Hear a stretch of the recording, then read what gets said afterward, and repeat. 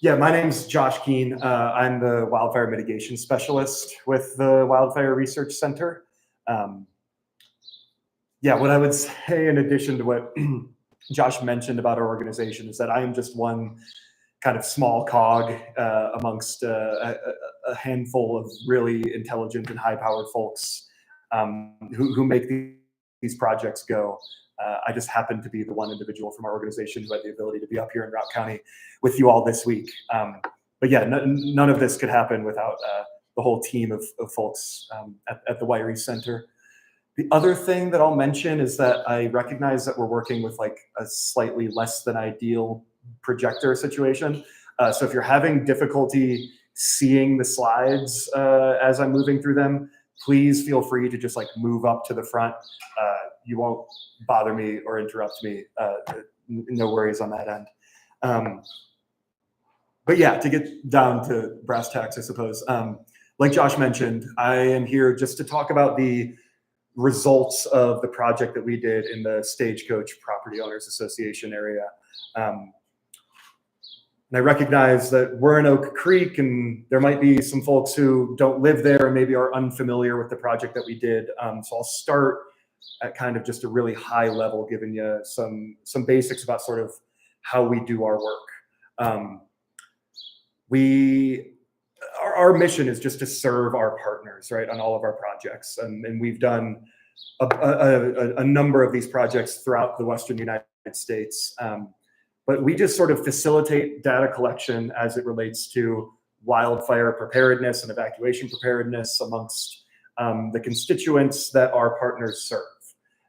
And then it's ideally that information can then be used to sort of tweak programs or provide education or programming to the folks here locally. Yeah, like Josh mentioned, we are also a small 501c3 nonprofit. Most of the team is based in the Front Range. I live down in the San Luis Valley. Just a little bit about me. But yeah, so the Wiry approach at a really high level consists of like 4 basic steps. Step number 1 is we just send an initial letter to every residential parcel that lies within our defined study area, just informing homeowners that the project is going to occur, right? Hey, you're gonna see a fire truck probably driving really slowly by your house, taking a look at some aspects of your property. Then you're gonna get a household survey. Please respond to that.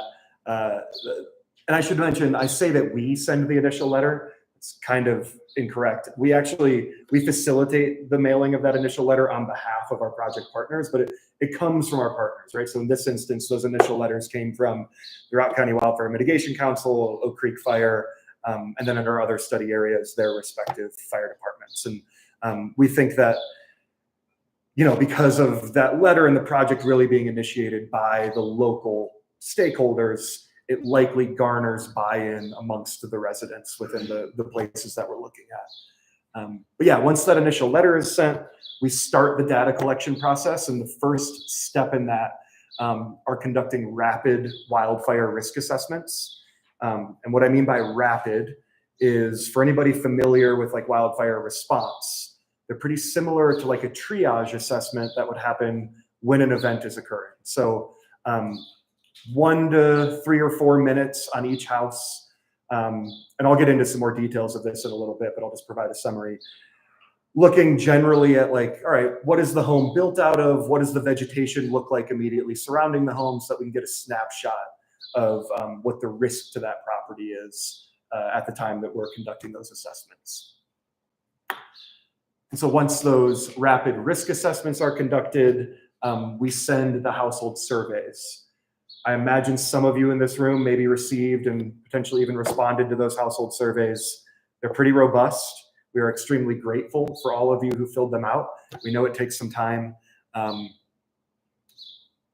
But we've found in many of our projects that we get pretty high response rates. We think that that's likely a result of the messaging coming from those local partners. But because of those relatively high response rates, we're able to kind of glean pretty rich information about how prepared the residents are within our study areas for wildfire. So anyway, we send that household survey. If you got one, there's a couple of mailings involved in that process. We let that survey live out in the field for a few months. And then once that time has wrapped up, we move into step 4, which is sort of analyzing and summarizing all of that data that we collected, and then doing what we're doing here today, right? Sharing those results back out with our partners and the community members for which it matters, such that we can start moving the needle, hopefully, toward getting communities more prepared and adapted to the presence of wildfire. And I should mention, I guess at the top here, because of the nature of our work, I'm pretty narrowly focused in on like what's going on within communities and on individual parcels. But I should just make note of the fact that is like community adaptation and what's happening in the communities is really just one piece of the pie when it comes to true wildfire adaptation, right? It requires collaboration amongst stakeholders and, organizations like the State Forest Service conducting fuels treatments nearby communities, right? It's sort of a holistic approach, but yeah, we are just kind of narrowly focused in on the community aspects of things. All right, I'll move in to kind of some of the bulk of the information. I'm gonna just highlight the household survey right now because I'll start by talking about a bunch of information that we learned from that household survey. Like I mentioned, it's long. It's like a 16-page survey. Usually takes folks 45 minutes to an hour to complete. And we ask a whole suite of questions, right? We ask about individuals' personal experience with wildfire. Obviously, that sort of shapes the context about how people think about the topic. Another important piece is survey respondents conduct a self-assessment of their own properties in this survey, following the same attributes that would have been collected by the risk assessment that was conducted by the trained professional folks. And that way we can get sort of a one-to-one comparison between, hey, how does a professional who sort of like looks at this stuff every day through their lens view the risk to your property? And then how does the homeowner view their own risk? It's a really great jumping off point for getting work done, right? And we ask a whole bunch of other stuff. I won't go through each section individually, but I'll share a bunch of that data with you here to come. All right, so high-level summary again. I don't know how well this is coming through in the back there, but this is just a map of like where we did the thing. It's obviously pretty zoomed out because Stagecoach is pretty darn large, but what you see in purple are the residential parcels on which those 400 risk assessments were completed. We got 176 surveys returned back to us for a 32% response rate, which is a little bit lower than our average, which is across all of our projects, which is about 40. But as it compares to like social science survey methodologies generally, 32% response rate is fairly astounding. Like the average in that field is less than 10%. So yeah, high level summary of just kind of like what we did and where we did it here. So I'll cover a few demographic items like any other survey. We collect a little bit of demographic information in ours to just sort of set the stage and I think help provide some background context for the remainder of the stuff that I'll move through. So the average age of our respondents for Stagecoach was 63. Far more males responded to the survey than did females, so about 70-30 split there. And there's some other information, right? 85% of the respondents hold a college degree or higher, and we collected some information on employment and income too. That kind of stuff is mostly used by some of the folks at our organization that I was talking about, who do research work based on all of this data. We also ask, related to demographics, a bit about respondents' home ownership and the characteristics of their home. in Stagecoach.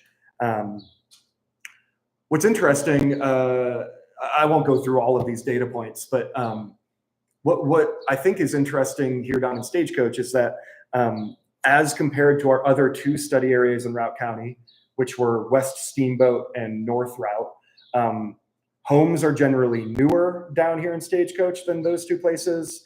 And the tenure that folks have lived in those homes is a bit shorter in general than the other two study areas, which I think probably is of no surprise to the folks in the room. But we also ask about when respondents are at their Stagecoach home, right? That's really important for programming, right? Mitigation specialists want to reach people when they are at the home that it matters for. And what we learned were that 82% of the respondents report living in their Stagecoach home full time, meaning that they spend time in that property all 12 months of the year. And then the small turquoise bars up here at the top represent the part-time residents. And we can see a little bit of seasonality amongst those part-time residents, right? The bulk of them are in their Stagecoach home kind of between May and August, which again makes sense given where we are in the world. But from sort of a data analysis standpoint, it's that points us to thinking, okay, if you focus your programming during those summer months, you're likely to reach just about all of the residents of these places. Okay, so we ask a handful of questions about prior experience with wildfire, which helps shape the context with how people think about it, right? And there seems to be just a bit of direct experience with wildfire among the respondents. 5% of the respondents have been evacuated from their home as a result. 1% reported having some wildfire damage. My guess is this is probably related to the 2021 Muddy Slide fire, but maybe there were other events that I'm unaware of. But yeah, just a little bit of direct experience there in Stagecoach, kind of shaping how folks are thinking about things. And I know this is probably really difficult to read from the back, but we also ask respondents about the closest distance that a wildfire has been to their home. And most of the respondents report the nearest wildfire, 62% report the nearest wildfire to their Stagecoach home being 2 to 10 miles away.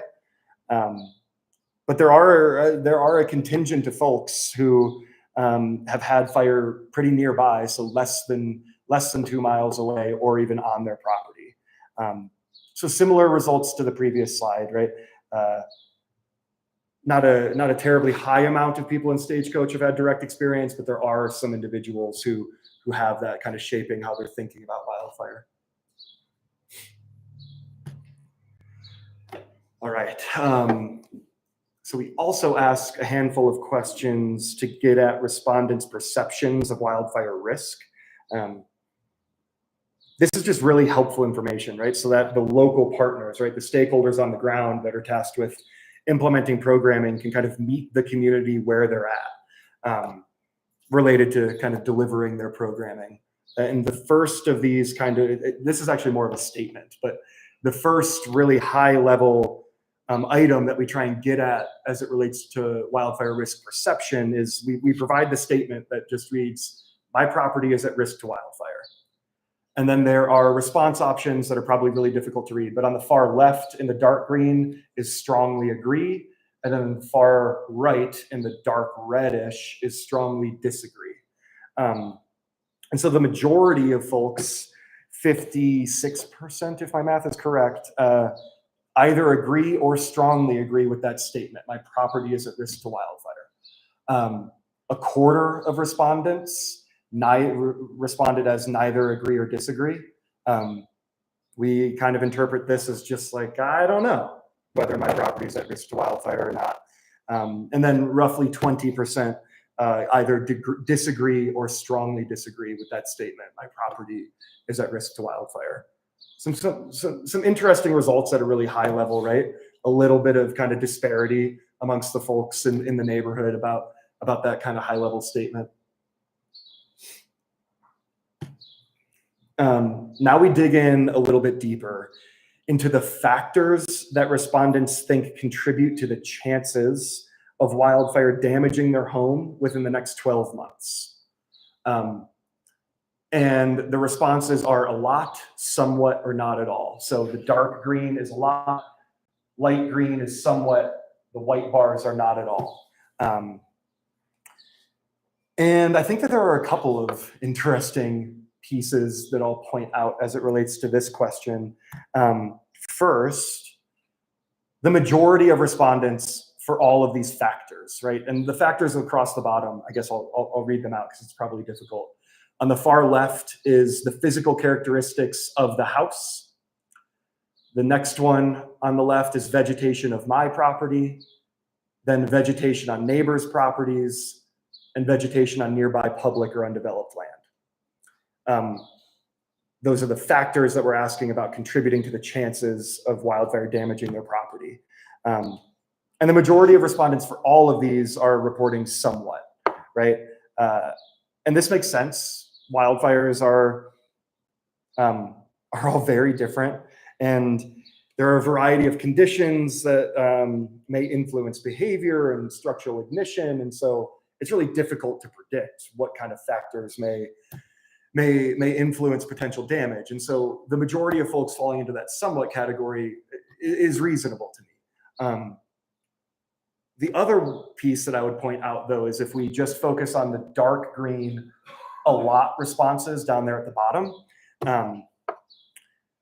what we find are that respondents are underestimating the items, the factors that are most likely to actually influence structural ignition, right? We know from wildfire science and after action reports of catastrophic events that what the home is built out of and the vegetation immediately surrounding the home play the largest role in whether that home will ignite or not. But the attribution of risk amongst our respondents is focused on the characteristics that aren't under their control. The vegetation on their neighbors or on the undeveloped public lands nearby, right? So as I won't do too much data interpretation here, but this is one place where I will, right? There's a little bit of cognitive dissonance, I think, going on amongst these respondents, right? Or these responses. I'll move on to the next one. So we ask, if there is a wildfire on the property, how likely are the following outcomes? And I won't read all of these to you, but I'll point out a few. So on the far left, on your far left, we have my home would have smoke damage. The next one is my home would have some physical damage. This third one is my trees and landscape would burn. Then my neighbors' homes would be damaged or destroyed. And then my home would be destroyed. The dark blue bars are very or extremely likely. And then the light blue bars are moderately likely. What we see here are that respondents seem to have sort of a general understanding of the potential outcomes of a wildfire being on their property, right? Like roughly half of the respondents think that it's very or extremely likely that their home would have some smoke or physical damage, and that their trees and landscape would burn. So that's good at a high level, right? Like folks are understanding that if there's wildfire on my property, things are probably fairly dire at that stage, and it's pretty likely that there's going to be some damage to my property. I don't know, but I won't say much else there. Cool. Relatedly, we ask a handful of questions about folks' perceptions of fire department capacity. This is really important stuff because we know that resource availability during wildfire events will always face constraints, right? Whether it be just a matter of fact that we live in a rural community with a relatively small fire department, or it could be well, there's fires going on nearby, and so all of our local resources are on that fire nearby, and then something pops here locally, right? Like there are always resource constraints when wildfires occur. And I think it's pretty notable that respondents appear to recognize those constraints. So I'll read these. The top one is, I agree or strongly agree that local firefighters have sufficient resources to protect threatened homes. And only 15% of respondents agree with that statement, or agree or strongly agree with that statement. This next, the one in the middle, it is very or extremely likely that the fire department would save my home. Interestingly, 35% of respondents think it's very or extremely likely that the fire department would save their home. It's an interesting juxtaposition, right? 20% fewer respondents thought that the fire department has sufficient resources.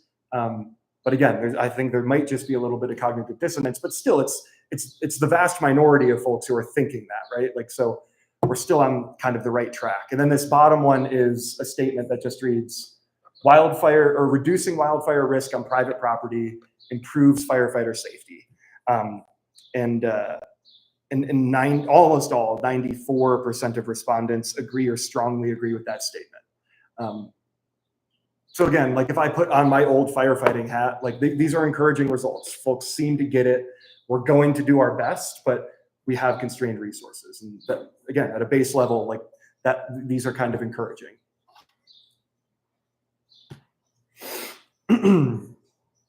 So aside from sort of response conducted by firefighters, evacuation of residents from the area is a really critical piece to this puzzle when wildfires occur.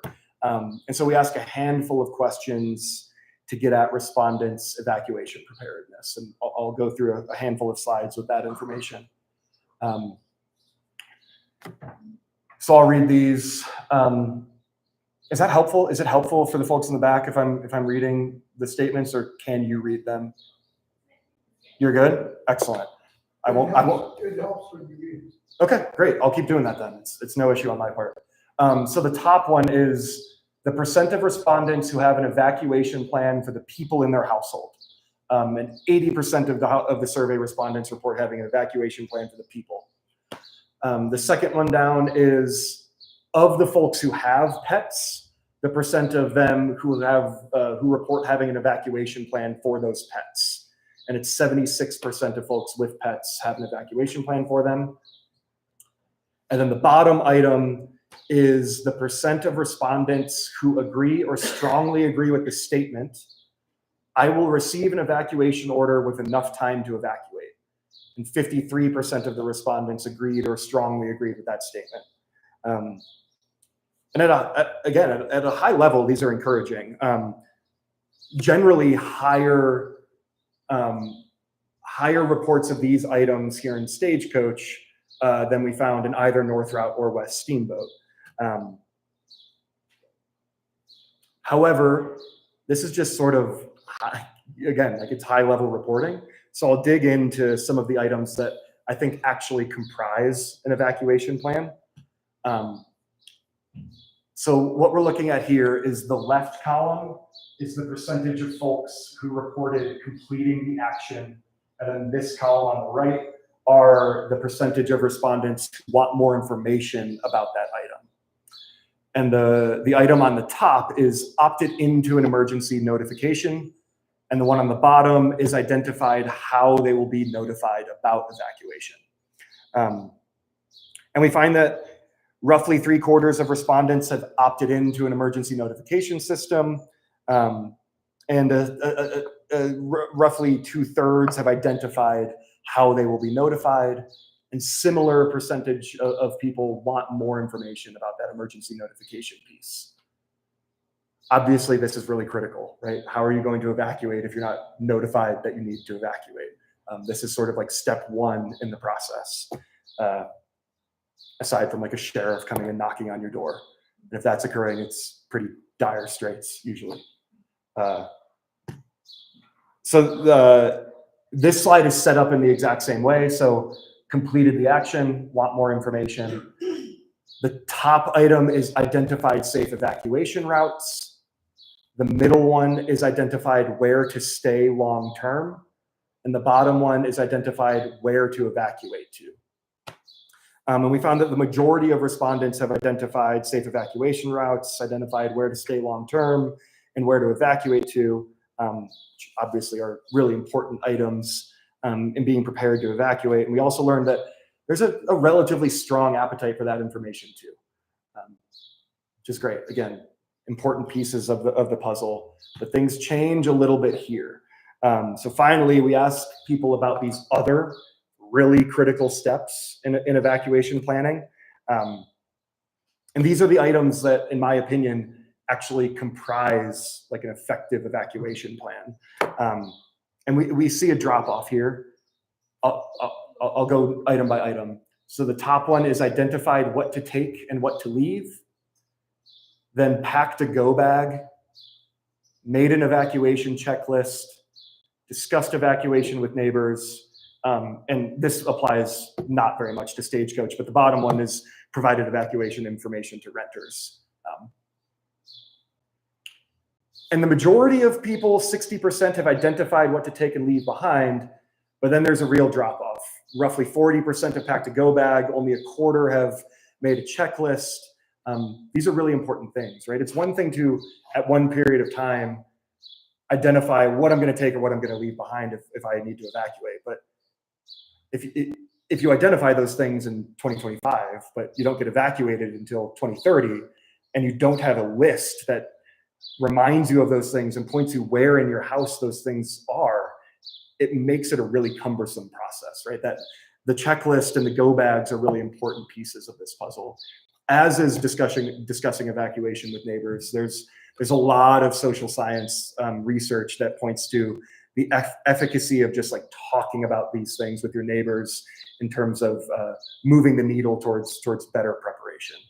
But encouragingly, there's a really healthy appetite for all this information, right? So not a ton of folks have done these things, but a lot of folks want more information about these things, which is encouraging. And there are resources available locally to provide that information. Cool. That's all I've got on evacuation.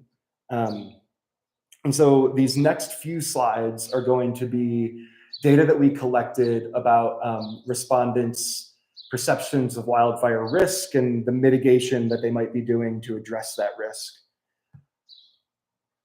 This slide I show as a way to sort of myth bust some of the really common narratives that we hear about residents of the wildland-urban interface. So on the far left, the statement is wildfires are a natural part of a healthy forest or ecosystem. The second one from the left is my effort is ineffective due to, there's more words, but my effort to mitigate is ineffective due to nearby private or public vegetation. This one here is you live here for the trees and will not remove any of them to reduce wildfire risk. And then this last one is homeowners' actions to reduce wildfire are not effective. Again, these are like really common narratives amongst foresters and wildfires that are just sort of assumptions that people make about people who live in the wild and urban interface.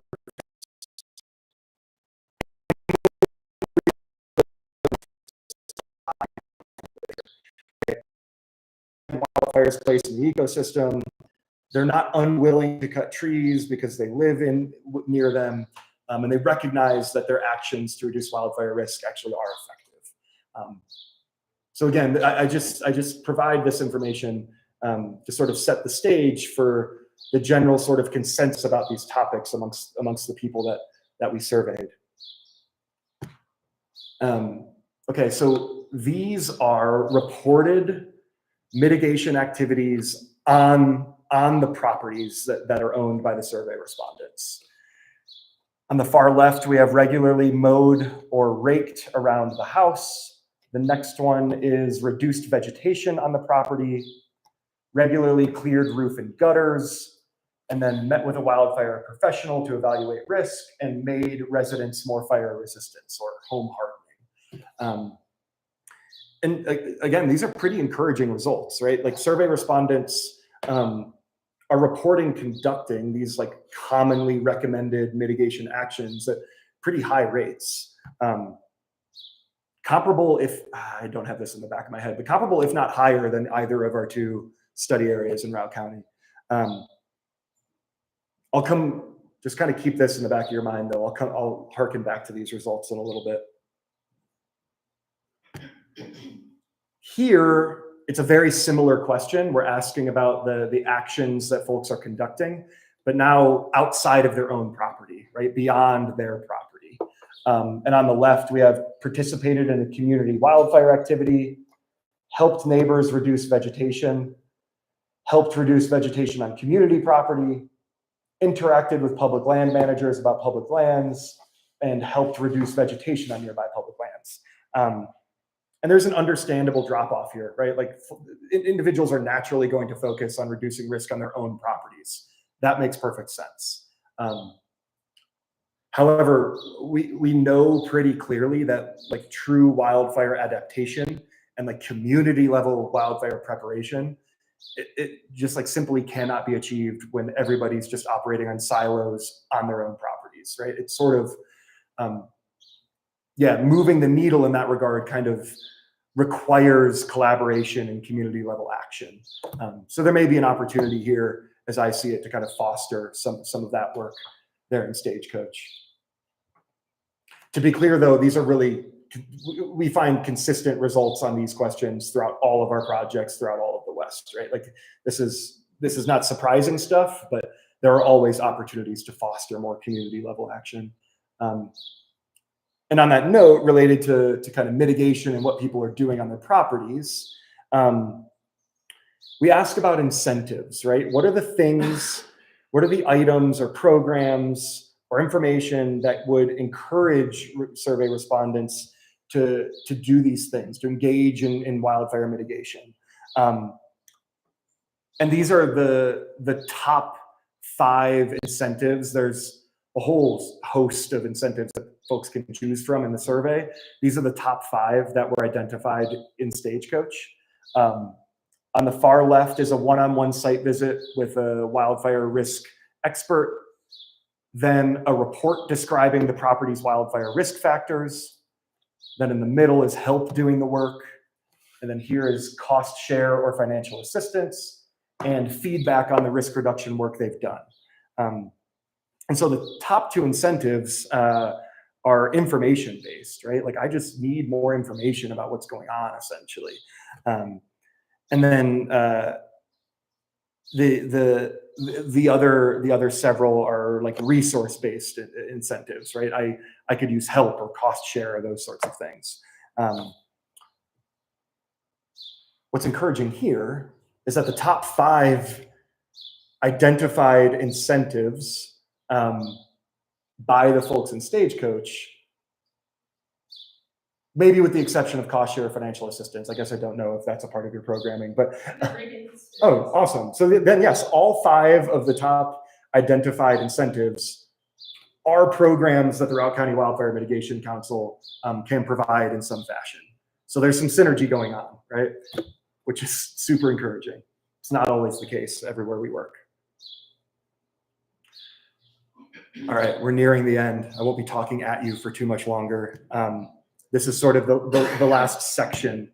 And at the beginning, when I was just sort of describing the survey that we send, I mentioned that part of that survey is a self-assessment conducted by the respondent. And so we'll look at the comparison between those 2 things. But first, I know this is going to be really hard or maybe impossible for y'all to read. This is just like a high-level summary of the rapid risk assessment that was conducted by the trained professionals in that first part of data collection. So there are 4 attributes: roof, siding, combustible attachments, and distance to nearby homes. In the home ignition potential category, right, that gives us a sense of what's the structure made out of, how susceptible is that structure to embers and heat and things of that nature. There are 2 attributes related to defensible space. So vegetation surrounding the home, and then other combustible items surrounding the home. There are 3 attributes on background conditions. So zooming out a bit, evaluating, okay, what are the conditions that are going to influence wildfire behavior as it approaches the parcel that I'm assessing? And then there are 4 attributes related to access, address posting, ingress egress routes, and then driveway clearance and driveway length. And if you can see them, there are percentages next to each of these attributes. Those percent, so the trained individual goes out and collects observations on each of those attributes. We get that raw data and we assign a weight to each of those attributes following these percentages based on wildfire science and how much weight each of these attributes plays into structural ignition probability.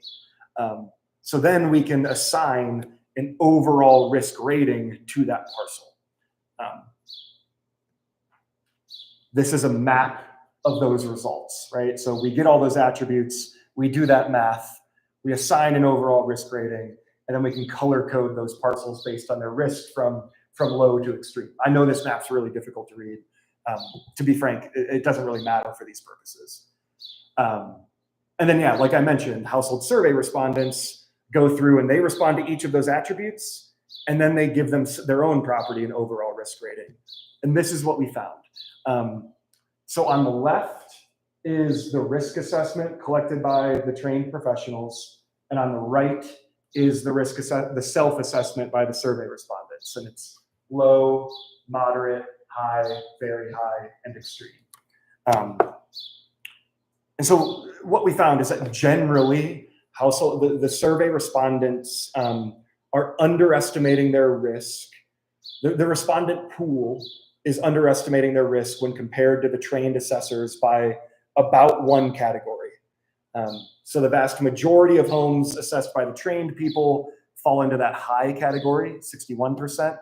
But interestingly, 61% of survey respondents self-reported as moderate risk.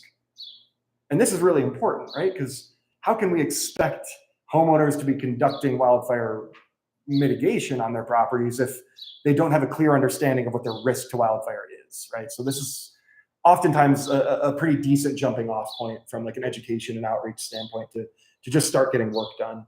And at a high level, right, like this is informative, but I think even more information, like a narrative, I think kind of reveals itself when you look at some of the individual attributes. I won't go through all of them, but I will point out a few. The first one being siding. I know this is a busy slide. I apologize. But what we're looking at is just the results from the risk assessment conducted by the trained people on the attribute that is siding. What was found was that 94% of the homes in Stagecoach have some sort of combustible siding, either wood or vinyl or logs or heavy timbers. It's not alarming in and of itself, right? Like lots of places have a lot of combustible siding. But we'll move on to the next one. So same kind of thing, looking at the results of one attribute collected by the trained people. This one is combustible attachments. So these are decks, fences, porches, balconies, right? The things that people glom onto their structure that really frequently collect embers or transmit surface fire to the structure itself. And similarly, 94% of the homes in Stagecoach were found to have these combustible attachments on them.